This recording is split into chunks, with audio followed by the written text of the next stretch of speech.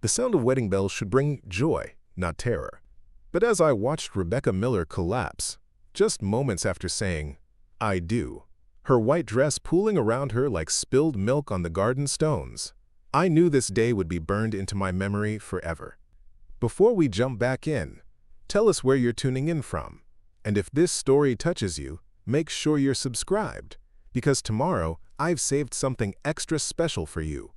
1 second she was laughing, radiant in the golden afternoon light of Riverside Gardens, and the next she was falling, her bouquet of white roses scattering across the manicured lawn as her new husband David reached out helplessly, his face draining of all color. Everyone froze. 37 wedding guests stood like statues, their champagne glasses suspended in midair, their congratulations dying on their lips. The string quartets stopped playing mid-note, their elegant melody replaced by gasps and someone's strangled cry of, "Call 911!" But while everyone else panicked, my hands were already moving, my body dropping to the ground beside Rebecca before my mind had fully processed what was happening. 3 years of grief had taught me that life can change in an instant, and my training as a paramedic had taught me that sometimes you're the only thing standing between someone and eternity. Her pulse was gone. No breath, no response. Just a beautiful woman in a wedding dress who had gone from bride to emergency in the space of a heartbeat. As I positioned my hands over her chest and began compressions, I could hear David sobbing somewhere behind me, could feel the crowd pressing closer, could sense the chaos erupting around us. But all of that faded away as I counted compressions, tilted her head back, and breathed life into her lungs. This wasn't about the wedding anymore. This was about Rebecca getting to see tomorrow. Martin Henderson had never planned to attend Rebecca Miller's wedding. He barely knew her beyond their brief interactions at Pine Elementary, where she worked as the music teacher and he taught 2nd grade. But when his 7-year-old daughter Sophie had begged him to go, explaining that Miss Miller had personally invited all the faculty families, Martin found himself reluctantly pulling his best suit from the back of his closet. It had been gathering dust for months, much like his social life since losing his wife Lisa in that devastating car accident 3 years ago. The morning of the wedding, Sophie bounced around their small house in Willowbrook like a pinball, her excitement infectious despite Martin's reservations about attending such a celebration. She had picked out her favorite yellow sundress and spent 20 minutes trying to braid her own hair before Martin stepped in to help, his large hands surprisingly gentle as he worked through her dark curls. Looking at his daughter in the mirror, he saw so much of Lisa in her bright green eyes and stubborn chin, and for a moment the familiar ache of loss threatened to overwhelm him. Riverside Gardens was exactly the kind of venue Lisa would have loved, Martin thought as they arrived that Saturday afternoon. Rolling lawns stretched down to the Willow River, ancient oak trees providing natural canopies over clusters of white chairs arranged in perfect rows. Sophie immediately ran toward a group of children from school, while Martin found himself gravitating toward the back, a habit he'd developed since becoming a widower. He preferred the edges of social gatherings now, close enough to participate, but far enough away to escape if the weight of everyone else's happiness became too much to bear. The ceremony itself was beautiful in the way that all weddings are supposed to be. Rebecca looked radiant in her flowing gown, her dark hair swept up in an elegant twist, her smile bright enough to rival the afternoon sun. David, her groom, was a successful lawyer from Portland, whom Martin had met briefly at a school fundraiser. They seemed genuinely happy together, the kind of couple that made you believe in second chances and new beginnings. Preparing and narrating this story took us a lot of time, so if you are enjoying it, subscribe to our channel. It means a lot to us. Now, back to the story. As they exchanged vows, Martin found himself thinking about his own wedding day, about the promises he and Lisa had made under a similar canopy of trees, about how neither of them had imagined their time together would be cut so short. The reception flowed seamlessly from ceremony, guests moving from the ceremony space to cocktail tables scattered across the lawn. Martin watched Sophie playing with the other children, her laughter carrying on the breeze, and felt that familiar mixture of pride and protectiveness that had become his constant companion since Lisa's death. He was nursing his second glass of wine and actually beginning to relax when the moment that would change everything happened. Rebecca and David had just finished their first dance, and the photographer was positioning them for what seemed like the 100th photo of the day when Rebecca suddenly stumbled, her hand flying to her chest, her face going pale as moonlight. The first time Martin truly saw Rebecca Miller was 3 weeks before her wedding, during a faculty meeting that had dragged on far too long. He was gathering his papers, eager to pick up Sophie from after-school care, when he heard piano music drifting from the music room down the hall. The melody was hauntingly beautiful, something classical that he couldn't identify but that seemed to capture every emotion he'd been trying to suppress since Lisa's death. Against his better judgment, he found himself walking toward the sound. Rebecca sat at the old upright piano, her fingers dancing across the keys with a grace that made the battered instrument sound like a concert grand. She was completely lost in the music, her eyes closed, her whole body swaying with the rhythm. Martin stood in the doorway, transfixed, not just by the melody but by the raw emotion she was pouring into it. When she finally finished and opened her eyes, she startled to find him there. "I'm sorry," Martin said quickly, feeling like he'd intruded on something private. "I was just leaving and heard the music. It's beautiful." Rebecca smiled, the same warm smile she gave to students and colleagues alike, but there was something different about it this time. More vulnerable, perhaps. Chopin's Nocturne in E-flat major. I always play it when I'm feeling overwhelmed. She gestured to the stack of wedding planning binders on top of the piano. 3 weeks until the big day and I feel like I'm drowning in details. That conversation led to another, and then another. Martin learned that Rebecca had moved to Willowbrook 2 years ago after a difficult divorce, seeking a fresh start in a small town where nobody knew her story. She'd thrown herself into her work at Pine Elementary, becoming beloved by students and parents alike for her ability to make even the most reluctant children fall in love with music. But beneath her cheerful exterior, Martin sensed the same careful guardedness that he recognized in himself, the protective shell that people build around their hearts after they've been broken. Their friendship developed gradually, built on shared coffee breaks in the faculty lounge and chance encounters in the hallway. Rebecca would update him on her wedding plans with a mixture of excitement and anxiety that he found endearing. David was a good man, she assured Martin repeatedly, as if trying to convince herself as much as him. They'd met through a mutual friend 6 months ago, and everything had moved quickly from there. Perhaps too quickly, Martin sometimes thought, though he never voiced that concern. The turning point came during the school's spring carnival, a chaotic but joyful event that brought the entire Willowbrook community together. Martin was manning the ring toss booth while Sophie ran wild with her friends, high on cotton candy and the promise of staying up past her bedtime. Rebecca was overseeing the talent show on the small stage they'd erected in the gymnasium, her energy infectious, as she encouraged nervous children to showcase their abilities. It was during the talent show that Martin witnessed something that made him see Rebecca in an entirely new light. A shy second grader named Timothy, one of Martin's own students, had been scheduled to play violin but was now hiding behind the curtain, paralyzed by stage fright. The other children were getting restless, parents were checking their watches, and the whole event threatened to derail. Without hesitation, Rebecca sat down at the portable keyboard and began playing a simple, familiar tune. Then, she started singing, her voice clear and sweet, turning the anxiety-inducing performance into an invitation. Slowly, Timothy emerged from behind the curtain, his tiny violin tucked under his chin.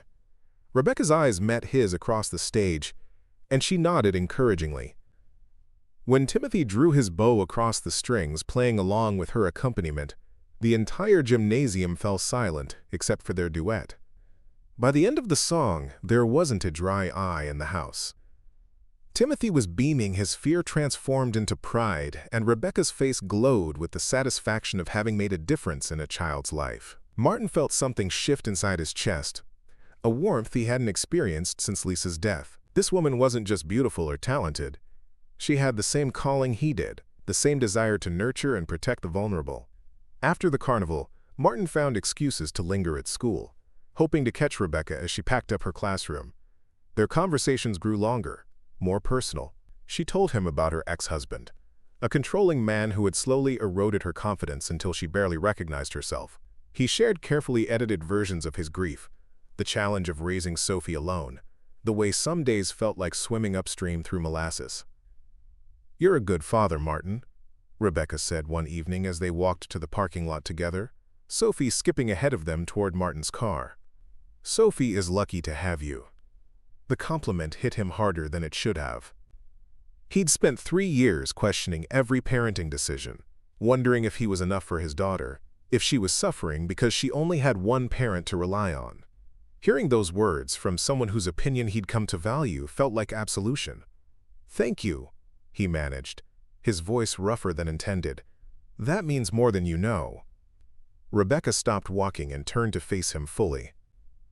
For a moment, Martin thought she was going to say something else, something that might change the careful balance of their friendship. But then she glanced at the engagement ring on her finger, and whatever moment had been building between them dissolved. "David's a lucky man," Martin said quietly, and meant it, even as the words tasted bitter in his mouth. "I hope so," Rebecca replied. But there was uncertainty in her voice that made Martin's chest tighten. The wedding invitation arrived 2 days later, hand-delivered to his classroom mailbox with a personal note. "It would mean so much to have you and Sophie there. You've become such an important part of my life here in Willowbrook. I hope you'll come celebrate with us." Martin stared at the elegant cardstock for a long time, reading and rereading the carefully scripted words. He should decline, he knew. Attending would be torture. Watching the woman he'd slowly, carefully begun to care about marry someone else. But Sophie had already heard about the invitation from Rebecca directly, and his daughter's excitement at the prospect of attending a real wedding made it impossible to say no. The weeks leading up to the wedding were a study in bittersweet anticipation. Rebecca grew increasingly stressed, snapping at students and forgetting conversations midway through. When Martin gently asked if she was okay, she blamed wedding planning pressures and premarital jitters. Normal, she insisted. Everyone felt this way before their wedding. But Martin had been married before, and he remembered feeling excited, eager, absolutely certain that he was making the right choice. He'd never experienced the kind of doubt that seemed to radiate from Rebecca like heat from asphalt. Still, it wasn't his place to question her choices. He was her friend, her colleague, nothing more. His job was to support her decision, not complicate it with his own confused feelings. The night before the wedding, Martin lay awake, staring at the ceiling, trying to imagine Rebecca as Mrs. David Chen, trying to picture her in a different life than the one he'd glimpsed during their months of friendship. He thought about the way she lit up when talking about her students, the careful way she'd rebuilt her confidence after her divorce, the quiet strength that drew him to her like gravity. Tomorrow she would belong to someone else, and he would have to find a way to be happy for her while ignoring the hollow ache in his chest that had nothing to do with missing Lisa and everything to do with the possibility of loving again. When Saturday morning arrived, Martin dressed carefully in his navy suit, the one Lisa had helped him pick out for their anniversary dinner just months before her accident. Sophie chattered excitedly as they drove to Riverside Gardens, pointing out flowers and asking if she could catch the bouquet even though she was too young. Martin smiled and nodded at appropriate intervals, but his mind was elsewhere, preparing himself for what was likely to be one of the most difficult afternoons of his life. He never could have prepared himself for what actually happened. Everything happened in slow motion, yet faster than thought. One moment Rebecca was laughing at something the photographer had said, her hand resting on David's chest as they posed for what was supposed to be their first official portrait as husband and wife. The next moment, her face went chalk white, her eyes rolled back, and she crumpled to the ground like a marionette whose strings had been cut. The wedding guests erupted into chaos. David dropped to his knees beside his new wife, his hands hovering over her helplessly as he called her name over and over again. Rebecca's mother let out a wail that cut through the afternoon air like a blade. The photographer stopped clicking and started shouting for someone to call 911. Elderly guests clutched their chests in sympathy while younger ones fumbled for their phones. But Martin was already moving. The moment Rebecca began to fall, his paramedic training kicked in, overriding 3 years of being just a second-grade teacher. He pushed through the crowd of frozen wedding guests, his dress shoes sliding on the grass as he dropped to his knees beside Rebecca's still form. His hands found her neck, searching for a pulse he already knew wouldn't be there. Nothing. Her skin was growing cool to the touch, a grayish pallor replacing the healthy glow she'd had just seconds before. Martin tilted her head back, checking her airway, then positioned his hands over her sternum. The beautiful beadwork on her wedding dress pressed into his palms as he began chest compressions, counting in his head the way he'd been trained to do so many years ago. 1, 2, 3, 4. The rhythm came back to him as naturally as breathing. Push hard, push fast, let the chest fully recoil between compressions.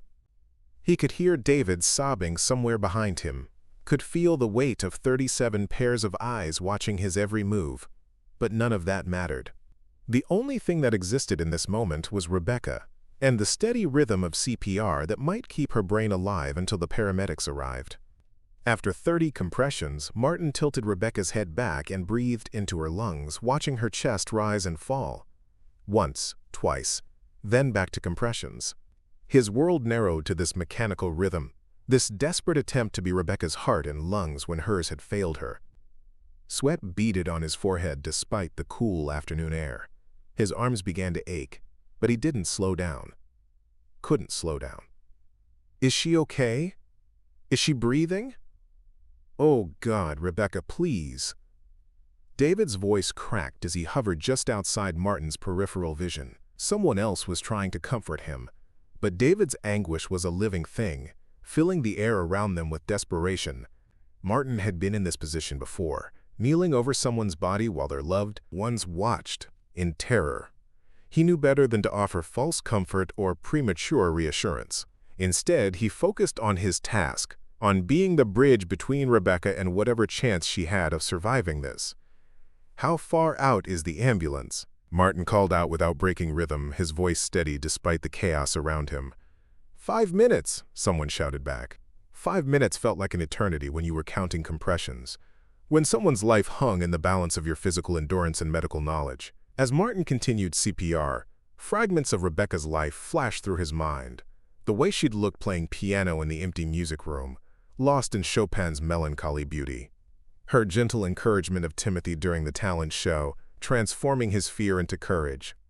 The uncertainty in her voice when she talked about David, the way she'd questioned her own happiness while planning what should have been the best day of her life. Martin had performed CPR dozens of times during his paramedic career, but it had never felt this personal.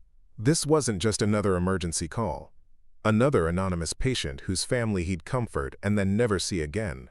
This was Rebecca, who knew how Sophie liked her hair braided, who remembered that Martin took his coffee black, who had somehow become a part of their small family's daily routine without either of them fully acknowledging it. "Come on, Rebecca," Martin whispered during a brief pause between compression cycles. "Sophie's waiting to see you at school Monday. Don't do this to her. Don't do this to any of us." The sound of sirens wailed in the distance, growing closer. Martin felt a surge of relief, but also a fierce protectiveness. He'd kept Rebecca alive this long. He wasn't going to let her slip away now that help was coming. His arms burned with exhaustion, but he maintained the rhythm. Each compression a promise that he wouldn't give up on her. The paramedics arrived like a small army, their uniforms and equipment bags a stark contrast to the elegant wedding decorations scattered around them. Martin recognized the lead paramedic, a woman named Sarah Chen, who'd worked alongside him years ago when he was still in the field. Her eyes widened in recognition as she knelt beside him. "Martin Henderson? What are you doing here?" Sarah's voice carried surprise and professional concern as she began unpacking her equipment. "Wedding guest," Martin panted, not slowing his compressions. She collapsed right after the ceremony. No pulse, no respirations. "I've been doing CPR for about 8 minutes. Sarah nodded, immediately falling into the efficient rhythm of emergency medicine. "Good. Keep going while we get set up." She gestured to her partner, a young man Martin didn't recognize. "Get the monitor and the bag mask. I need to see what we're dealing with." The next few minutes blurred together in a familiar dance of controlled urgency. Sarah placed the cardiac monitor leads on Rebecca's chest while Martin continued compressions. The machine's screen showed a chaotic, irregular rhythm that made Martin's stomach clench. Ventricular fibrillation. Rebecca's heart was quivering uselessly instead of pumping blood. "She's in VFib," Sarah announced, confirming what Martin already knew. "We need to shock her." "Clear." Martin moved away from Rebecca's body as Sarah charged the defibrillator. The wedding guests, who had been pressed close around them, instinctively stepped back at the familiar warning. The machine whined as it charged, then delivered its payload with a dull thump that made Rebecca's body jerk against the grass. Everyone held their breath, watching the monitor. For a moment, the chaotic rhythm continued unchanged. Then, slowly, the jagged lines on the screen began to organize themselves into something that looked almost normal. A heartbeat. Weak, but regular. "We got her back," Sarah announced, and a collective exhale rose from the wedding guests. David sobbed with relief, reaching out to touch Rebecca's hand before pulling back, afraid to interfere with the medical team's work. But Martin knew they weren't out of danger yet. Getting a pulse back was just the first step. Rebecca was still unconscious, still dependent on the bag mask one of the paramedics was using to breathe for her. They needed to get her to the hospital, needed to figure out what had caused her to go into cardiac arrest in the first place. "Let's get her loaded," Sarah said, and her team sprang into action with practiced efficiency. They lifted Rebecca onto a stretcher, started an IV, continued monitoring her heart rhythm and breathing. Martin stood back, his hands shaking now that the immediate crisis had passed, his dress shirt soaked with sweat. "You did good, Martin," Sarah said quietly as they prepared to load Rebecca into the ambulance. "If you hadn't started CPR immediately, she wouldn't have made it. Brain damage starts after 4 minutes without oxygen. You bought her the time she needed." Martin nodded, unable to speak past the tightness in his throat. He watched as they loaded Rebecca into the ambulance, David climbing in beside her with tears still streaming down his face. The groom's tuxedo was grass-stained and wrinkled, his boutonniere crushed, but all he cared about was holding his wife's hand as they raced toward Willowbrook General Hospital. As the ambulance pulled away, its sirens wailing, Martin suddenly remembered Sophie. His daughter had been playing with the other children when Rebecca collapsed, and in the chaos that followed, he'd lost track of her. He spun around, scanning the scattered wedding guests, his heart pounding with a different kind of fear. "Daddy!" Sophie's voice cut through his panic. She was running toward him across the grass, her yellow sundress bright against the green lawn. Martin dropped to his knees and caught her in his arms, holding her tightly against his chest. "Is Miss Miller going to be okay?" Sophie asked, her small voice muffled against his shoulder. "You were helping her, like the doctors on TV." Martin pulled back to look at his daughter's face, seeing his own worry reflected in her green eyes. "I hope so, sweetheart. The paramedics are taking very good care of her now." Around them, the wedding guests were dispersing slowly, unsure of what to do with themselves. The elegant reception that had been planned seemed impossible now, the celebration derailed by medical emergency. Some people were heading to their cars, while others gathered in small groups, talking in hushed voices about what they'd witnessed. Martin's hands were still trembling as he helped Sophie gather her small purse and the flower petals she'd collected during the ceremony. The afternoon that had started with such promise had become something none of them would ever forget. As he walked toward his car, Martin found himself praying to a God he wasn't sure he still believed in, asking for Rebecca to survive, for David to get his wife back, for all of them to have a chance at the happiness that had seemed so close just an hour ago. The call came at 2 in the morning, 3 days after the wedding. Martin jolted awake from a restless sleep, his heart immediately racing as he fumbled for his phone in the darkness. The number was unfamiliar, but something about the late hours sent ice through his veins. "Martin?" The voice was hoarse, barely recognizable. "It's David. David Chen." Martin sat up straighter, instantly alert. He hadn't heard from Rebecca's husband since watching him climb into the ambulance Saturday afternoon, though he'd called the hospital twice for updates, only to be told that information could only be given to family members. "David, how is she? How's Rebecca?" A long pause filled the line, punctuated by the sound of David's ragged breathing. When he finally spoke, his words came out in a rush, like water bursting through a dam. "She's alive, but Martin, the doctors are saying things. They're saying she might not wake up. They're talking about brain damage from the oxygen loss, about moving her to a long-term care facility. I don't know what to do." Martin's chest tightened. He'd seen this before during his paramedic days. Families caught in the terrible limbo between hope and acceptance, clinging to medical possibilities while facing devastating realities. "What exactly are the doctors telling you?" She's been unconscious since Saturday. They've done every test imaginable, CT scans, MRIs, blood work. Her heart is stable now, they've got that figured out. Something called hypertrophic cardiomyopathy, a genetic condition that can cause sudden cardiac arrest. But her brain... David's voice cracked. They're saying she was without oxygen for too long before you started CPR. They're talking about permanent vegetative state, about quality of life decisions. The words hit Martin like physical blows. He'd performed CPR within seconds of Rebecca's collapse, had maintained circulation until the paramedics arrived, had done everything right. But sometimes everything right wasn't enough. Sometimes the window between life and death was smaller than human reflexes could accommodate. David, I'm so sorry. Is there anything I can do? Anything Sophie and I can do? Actually, there is. David's voice strengthened slightly. The doctors want to try something called deep brain stimulation therapy. It's experimental, expensive, and the insurance company is balking. They're saying Rebecca's case doesn't meet their criteria for coverage because her prognosis is too poor. But I've been reading about it, Martin. There are cases where people have come back from situations like this.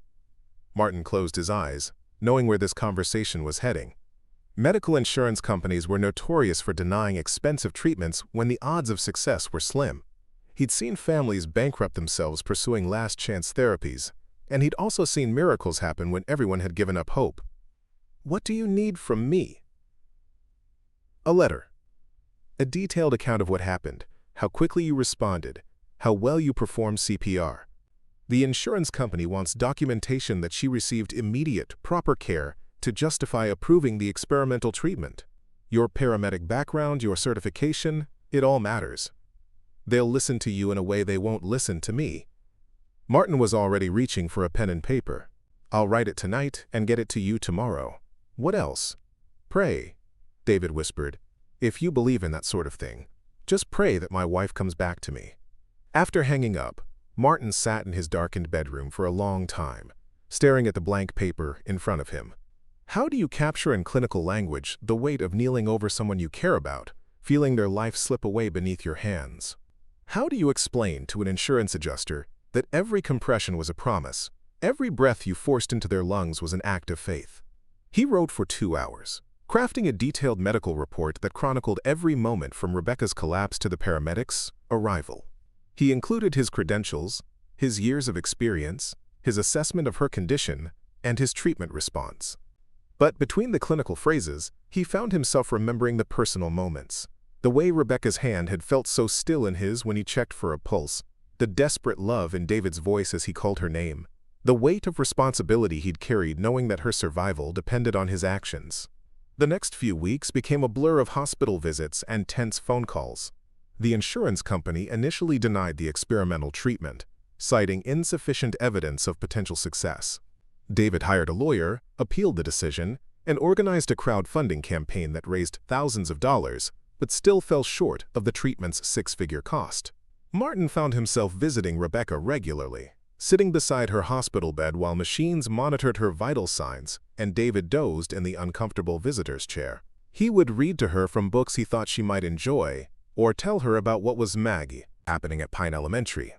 The music program had been taken over by a substitute teacher who was competent but lacked Rebecca's natural ability to connect with the children.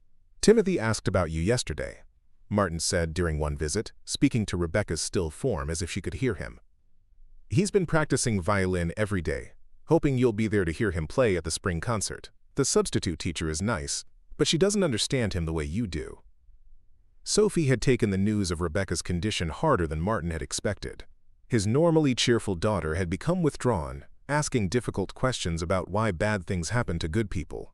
She insisted on making get-well cards for Miss Miller, elaborate creations with glitter and stickers that Martin dutifully delivered to the hospital. "When is she coming back to school, Daddy?" Sophie asked one evening as Martin tucked her into bed. "I don't know, sweetheart. She's very sick, and sometimes it takes a long time for people to get better." "But you saved her, right?" "At the wedding. You made her heart work again." Martin's throat tightened. How do you explain to a 7-year-old that saving someone's life doesn't guarantee they'll get their life back? "I helped her," but sometimes people need more help than one person can give. That's why she's in the hospital with lots of doctors taking care of her. The breakthrough came 5 weeks after the wedding, though it didn't feel like a breakthrough at first. Martin was grading papers in his classroom after school when his phone buzzed with a text from David. Insurance approved the treatment. Surgery scheduled for tomorrow. Thought you should know. Martin stared at the message, feeling a complex mixture of hope and dread. The experimental procedure carried its own risks, and there was no guarantee it would work. But it was a chance. Perhaps Rebecca's only chance at reclaiming the life that had been stolen from her on what should have been the happiest day of her life. The surgery took 14 hours. Martin found himself checking his phone obsessively, waiting for updates that didn't come. He taught his classes on autopilot, his mind in the operating room at Willowbrook General, where surgeons were attempting to stimulate Rebecca's brain back to consciousness. David's call came at midnight, his voice thick with exhaustion, but carrying a note Martin hadn't heard since before the wedding: hope. "She squeezed my hand," David said. Just once, barely perceptible. But the nurse saw it too. "It's not much, but it's something. It's more than we've had in over a month." Martin closed his eyes, feeling a weight he hadn't realized he'd been carrying begin to lift from his shoulders. "That's wonderful, David. How are you holding up?" "I'm scared to be too optimistic, but Martin, for the first time since this happened, I feel like maybe she's still in there. Maybe she's fighting to come back to us." Over the next week, Rebecca's improvements were small but consistent. She began responding to simple commands, opening her eyes when asked, squeezing hands on cue. Her motor functions were impaired, her speech non-existent, but the spark of consciousness that had flickered during surgery grew steadily brighter. Martin visited her on a Friday afternoon, bringing another one of Sophie's homemade cards and a CD of classical music he thought she might enjoy.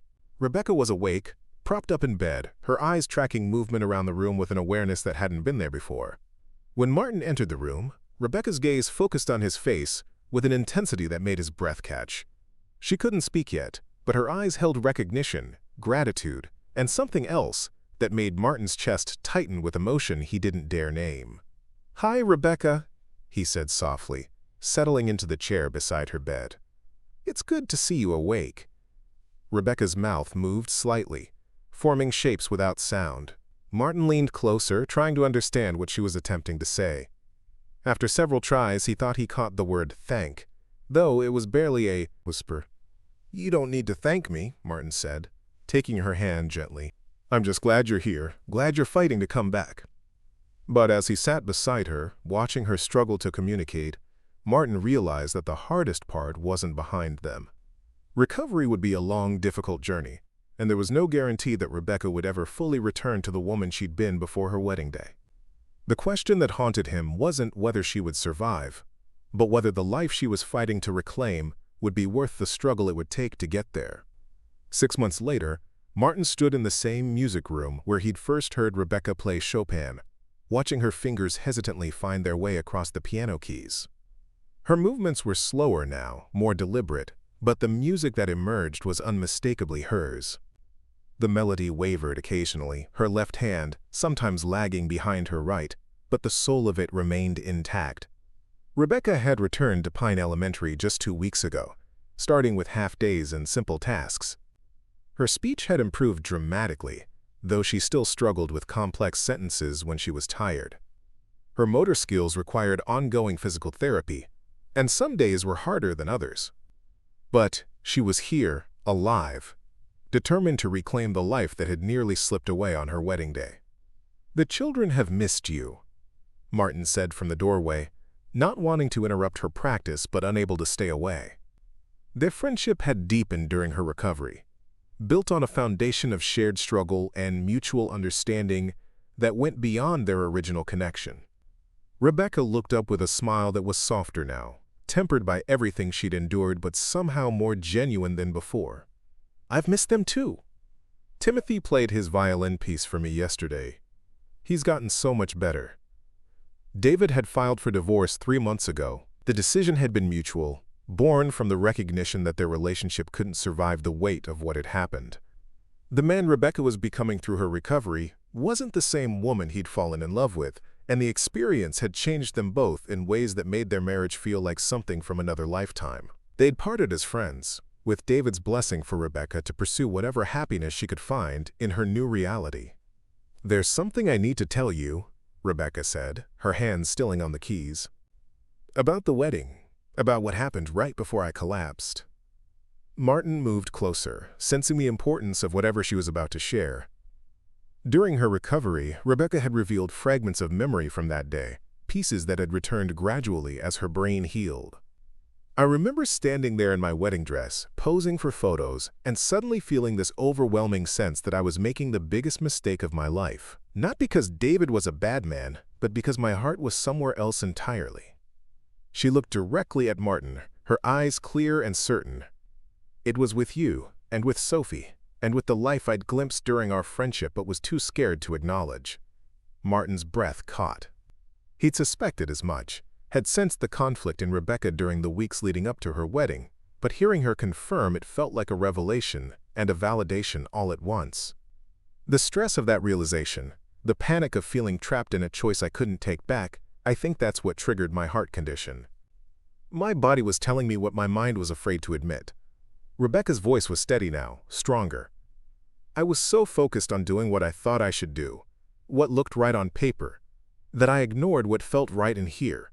She placed her hand over her heart. Martin sat down beside her on the piano bench, close enough to feel the warmth of her presence but careful not to crowd her. "Rebecca, you don't have to explain anything to me. What matters is that you're here now, that you survived. But I do need to explain because I need you to know that when I was unconscious fighting to come back, it wasn't the thought of my wedding day that motivated me. It wasn't David's voice calling my name. It was remembering Sophie's laughter, and your coffee conversations, and the way you made me feel like I was enough exactly as I was." Sophie's voice echoed down the hallway, calling for her father. School had ended, and she was making her rounds to find him, as she did every day. When she appeared in the music room doorway, her face lit up with the pure joy that only children can express. "Miss Miller, are you playing our song?" Sophie bounced into the room, referencing the simple duet that Rebecca had been teaching her before the wedding. "Would you like to play it together?" Rebecca asked, making room on the bench for Sophie to sit between her and Martin. As the three of them crowded onto the piano bench, Sophie's small fingers finding the melody, while Rebecca provided harmony and Martin hummed along, Martin realized that this was what happiness felt like after loss. Not the desperate, clinging joy he'd known in his early marriage with Lisa, but something steadier, more grateful. A happiness built on the knowledge that life was fragile and precious, that second chances were gifts not to be wasted. "I love you," Rebecca said quietly, the words meant for Martin but spoken in front of Sophie, acknowledging that any future they built would include all three of them. "I love you too," Martin replied, his voice rough with emotion. "Both of you. We're a family, aren't we?" Sophie looked up from the piano keys, her green eyes sparkling with mischief. "Does this mean Miss Miller is going to live with us? Because I've been saving the spare bedroom for her anyway." Rebecca laughed, the sound bright and free in the small music room. "I think that can be arranged."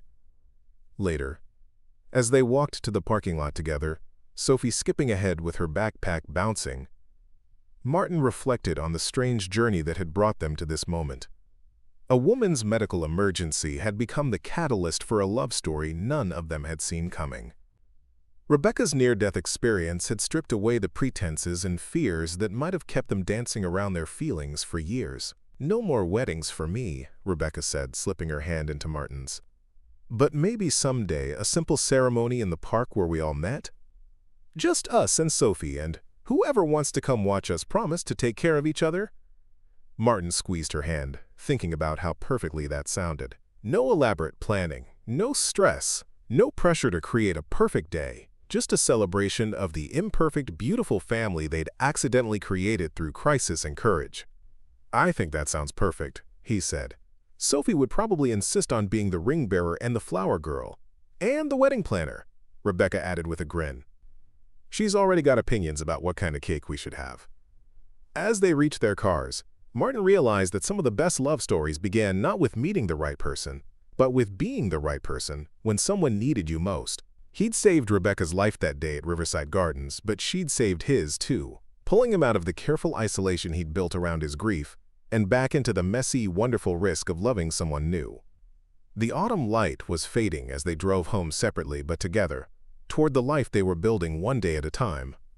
Behind them, Pine Elementary stood quiet in the gathering dusk, its music room silent until tomorrow when Rebecca would again fill it with melodies that spoke of hope, healing, and the beautiful possibility of starting over. Up next, you've got two more standout stories right on your screen. If this one hit the mark, you won't want to pass these up. Just click and check them out.